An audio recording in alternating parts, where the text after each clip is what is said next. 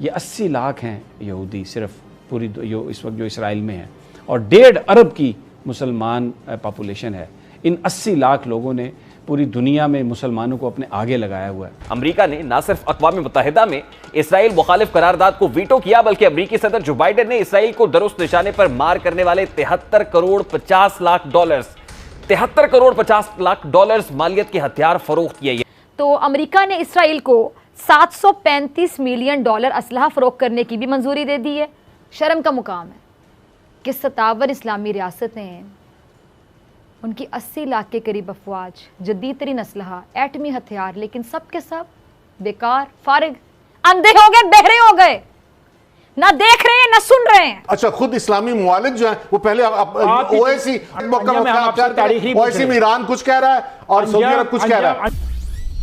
जय हिंद दोस्तों, a very warm welcome to Hindustan special channel. America में बाइडेन प्रशासन ने इसराइल को 73.5 करोड़ डॉलर्स के हथियार बेचने की मंजूरी दे दी है। अमेरिकी संसद के सूत्रों ने सोमवार को बताया कि इसराइल और फिलिस्तीन के बीच जारी हिंसा के बावजूद सांसदों द्वारा इस समझौते पर आपत्ति जताने की संभावना नहीं है। इस समझौते से फिलिस्तीन के साथ साथ पाकिस्तान को भी जोर का झटका लगा है।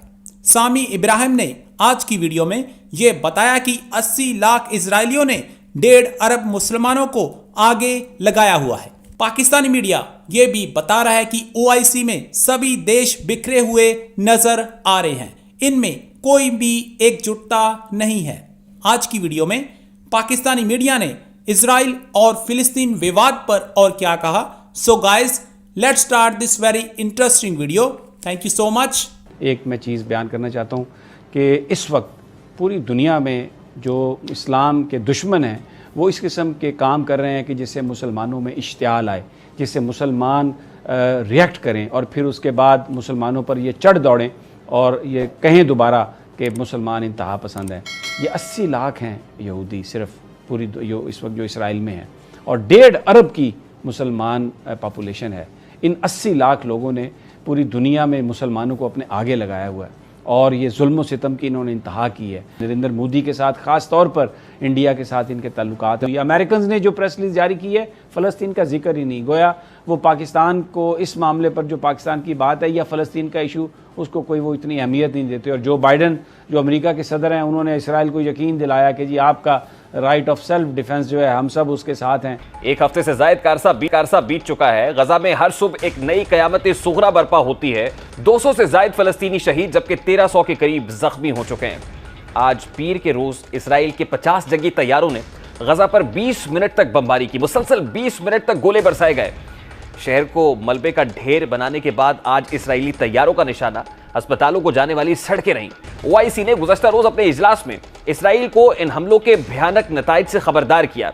ओआईसी के वज़राए ख़ारजा ने आलमी बरादरी से खित्ते में क़याम अमन के लिए इसराइल पर दबाव बढ़ाने का मुतालबा भी किया। सिर्फ ओआईसी ही नहीं बल्कि अक़वाम मुत्तहिदा की जनरल असम्बली का इजलास भी तलब किया गया, लेकिन बदकिस्मती से जनरल असम्बली का इजलास अमरीका की जानिब से वीटो पावर इस्तेमाल करने के बायस बेनतीजा खत्म हो गया। अमेरिका ने न सिर्फ अक़वाम मुत्तहिदा में इसराइल मुखालिफ करारदाद को वीटो किया, बल्कि अमेरिकी सदर जो बाइडेन ने इसराइल को दुरुस्त निशाने पर मार करने वाले 73 करोड़ 50 लाख डॉलर्स 73 करोड़ 50 लाख डॉलर्स मालियत के हथियार फरोख्त किए। अमेरिका की तरफ से इसराइल की मदद की जा रही है। अमेरिकी अखबार के मुताबिक कांग्रेस को हथियारों की फरोख्त से मुताल्लिक 5 मई को बताया गया था और ये इसराइल और फलस्तीन के दरमियान तशद्दुद के आगाज के ऐन एक हफ्ते पहले की बात है। अच्छा, आज एक बार फिर से आप देख रहे हैं कि जी फलस्तीनी अवाम पर इसराइल की दरिंदा सिफ्त फौज कहर बनकर टूट रही है। इसराइल अमरीकी आशीर्वाद से यह बयान जारी कर रहा है कि जब तक जरूरत रहेगी फलस्तीन में कार्रवाइयां करते रहेंगे, और अब उसकी दरिंदा सिफ्त फौज फलस्तीनियों पर जुल्म के पहाड़ तोड़ रही है। अब दूसरी जानिब अगर आप देखें तो अमेरिका ने इसराइल को 735 मिलियन डॉलर असलहा फरोख्त करने की भी मंजूरी दे दी है। और ये सच है कि इस वक्त फलस्तीन बेबसी का मंजर पेश कर रहे हैं। इसराइल के गजा पर हमलों को 2 हफ्ते होने वाले हैं। वहाँ इमारतें मलबे का ढेर बन रही हैं, सैकड़ों जख्मी, सैकड़ों शहादतें हैं। लेकिन नाजरीन, सवाल वहीं का वहीं खड़ा है, और वो क्या कि ओआईसी में पहले भी कई इजलास हुए, ऐसा ही है, कई जज्बाती तकरीरें हुई, बाकायदा जज्बाती तकरीरें हुई, इमोशनल, लेकिन नतीजा क्या निकला? उन इजलासों का, उन जज्बाती तकरीरों का, उन अल्फाज का जो बहुत जज्बाती थे, इमोशनल थे? नतीजा क्या निकला? वही सिफर। अफसोस के साथ कह रही हूँ, वही सिफर, और वो भी महज एक इजलास में ज़बानी जमा खर्च की। लेकिन OIC में शामिल बाज़ मेंबर ममालिक के कह लें कि अपने ज़ाती मुफाद हैं, और जो बाज़ मुस्लिम ममालिक हैं उन्होंने तो इसराइल को तस्लीम कर लिया। अच्छा, एक तो वो जुल्म हो रहा है ना, और इसराइल को जिन्होंने तस्लीम कर लिया, मेरे मुताबिक वो भी एक जुल्म है। अंधे हो गए, बहरे हो गए, ना देख रहे हैं ना सुन रहे हैं। ऐसे में OIC इजलास को सिर्फ आप कह लें कि एक रस्मी प्लेटफॉर्म कहा जा सकता है।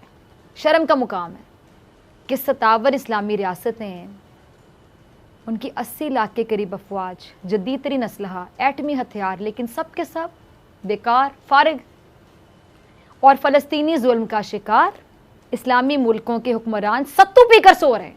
उठा के देखिए OIC की जो करारदाद है, वो कह रहे हैं उनको मजीद जुल्म करने से रोकें। जो उन्होंने कर दिया वो बिल्कुल ठीक है। जरा आप अंदाजा तो कीजिए लफाजी का। आज हमारे वजीर खारजा साहब जो बैठ के पार्लियामेंट में यानी लेक्चर दे रहे थे, क्या क्या उन्होंने बड़ी बातें की। उन्होंने जनाब 6-7 वजीर खारजा के साथ उन्होंने राब्ते कर लिए। इमरान खान साहब ने भी जनाब महातीर मोहम्मद के साथ बात करनी है, कुछ के साथ उन्होंने कर लिए। What is the conclusion? हुआ क्या? हमारे फॉरेन ऑफिस ने, हमारे प्राइम मिनिस्टर ने ऐसा कौन सा बयान दिया जिसके ऊपर पूरी कौम चार्ज हो जाए? मुस्लिम ममालिक को तो गोली मारे, ये तो बुज़दिल हैं, ये तो कुछ करने के काबिल ही नहीं है। ये तो स्वाय स्टेटमेंट देने के अलावा इनके अब पल्ले कुछ रह ही नहीं गया, क्योंकि ये इक़्तिदार के हवस में इतने गुम हो चुके हैं और जो वर्ल्ड पावर के इन्फ्लुएंस में इतना अंदर तक जा चुके हैं कि उनको उनके खिलाफ बोलने की भी हिम्मत नहीं रही। एक जॉइंट फोर्स बनी थी मुसलमानों की, और हमारे पाकिस्तान से एक आदमी गया था, वो क्या, उसका क्या मकसद था? कुछ लोग मुसलमानों के तौर पर देख रहे हैं, कुछ लोग इसको यूरोप के तौर पर देख रहे हैं, कुछ और खुद फलस्तीनी जो है उनका एक मौकफ नहीं है। एक तरफ हमास है और दूसरी तरफ जो है वो महमूद अब्बास की अल-फतह है। अब बुनियादी बात यह है कि इस मसले को हल होना चाहिए। महज यहूदियों के मरने पे रोना या महज मुसलमानों के मरने पे रोना जो है ये बंद होना चाहिए। इंसान है, सारे दोनों तरफ इंसान है, और जो ज्यादा मर रहे हैं वो फलस्तीनी है, ज्यादा जुल्म फलस्तीनियों पे हो रहा है। तो हमें ज्यादा होश से काम लेना चाहिए, हमें इसका सोल्यूशन देना चाहिए। महज जो है वो यूरोप को या यहूदियों को जो है गाली दे के काम नहीं होगा, हमें कोई ऑल्टरनेटिव इसका सोल्यूशन देना चाहिए। और सोल्यूशन के नजदीक कोई भी नहीं जा रहा, हम एक्सट्रीम बातें कर रहे हैं। उसकी स्टडी ज्यादा है हमारे से। आप क्या सोल्यूशन तजवीज़ करते हैं? अगर आप अंजुम रशीद को हम ये कहें कि आप एक सोल्यूशन, सारी जो बातें आपने की हैं इसको सामने रख के करें, तो क्या सोल्यूशन? सबसे पहले हमास को और अल-फतह को बिठा के उनसे कहा जाए कि कोई करीब आए, फिर उसके बाद जो है वो यूरोप से बात की जाए, फिर मुसलमानों से बात। इसराइल के ऊपर जो 3 फरीक हैं, एक इसराइल की गवर्नमेंट है, और दूसरी तरफ जो है वो हमास है, और तीसरी तरफ जो है वो महमूद अब्बास है। फिर यूरोप, तो सुन तो लें आप, फिर यूरोप है। अच्छा, खुद इस्लामी मुआलिक जो है वो पहले OIC में ईरान कुछ कह रहा है और सऊदी अरब कुछ कह रहा है।